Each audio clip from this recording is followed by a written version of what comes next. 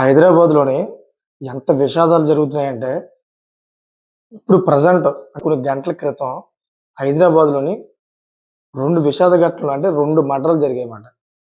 ఒకటి పోలీస్ డిపార్ట్‌మెంట్‌కి సంబంధించిన ఒక కానిస్టేబుల్‌ని చంపేశారు. ఇంకొకటేంటంటే, ఒక గుడిలోని అత్యంత దారుణంగా నరికి నరికి చంపేశారన్నమాట. హైదరాబాద్‌లోని రోజు రోజుకు ఇటువంటి విషాద ఛాయలు ఎక్కువైపోయాయి. మనం ఒకసారి మాట్లాడుకుంటే హైదరాబాద్‌ని కాపాడుతుంది ఎవరు? Police department.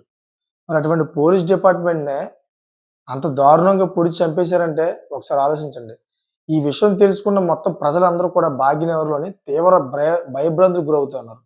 ఎందుకంటే ఒక రక్షణ కల్పించే ఒక పోలీసు సంబంధించిన వ్యక్తిని ఈ విధంగా చంపేస్తే మాకు ప్రాణానికి ఎలాగ భద్రత ఉంటుందనే విషయంలోని తీవ్రంగా భయభ్రాంతులకు గురవుతున్నారన్నమాట. అంతేకాకుండా ఒక ఒక పుణ్యక్షేత్రంలోని అత్యంత దారుణంగా ఒక వ్యక్తిని చంపేశారు.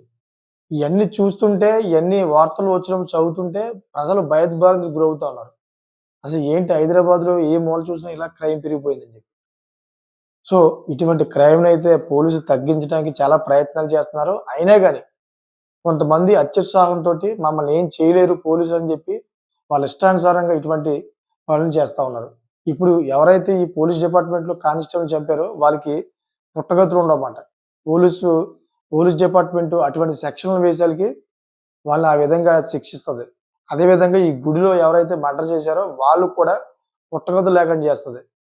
ఎందుకంటే ఒక పుణ్యక్షేత్రంలోని ఒక వ్యక్తిని అత్యంత దారుణంగా చంపారంటే మరి ఆళ్ళ మీద కూడాను కఠినమైన శిక్షలు విధించి పోలీసులు వాళ్ళని పట్టుకుంటారు 100%. సో, చట్టాలని మైండ్‌లో పెట్టుకోండి మీరు. చట్టాలను మైండ్‌లో పెట్టుకొని ప్రవర్తిస్తే మంచిది. మీరు క్షణికావేశంలోని మనుషులు చంపేయడం వల్ల తర్వాత మీ కుటుంబం రోడ్డు మీద పడిపోతుంది. మిమ్మల్ని జైల్‌లో పెడతారు. సో, మీకేమనిపిస్తుందో కామెంట్ చేయండి. అదేవిధంగా ఇటువంటి లేటెస్ట్ ఇన్ఫర్మేషన్ కోసం నా ఛానెల్ సబ్స్క్రైబ్ చేసుకోండి. Thanks for watching friends.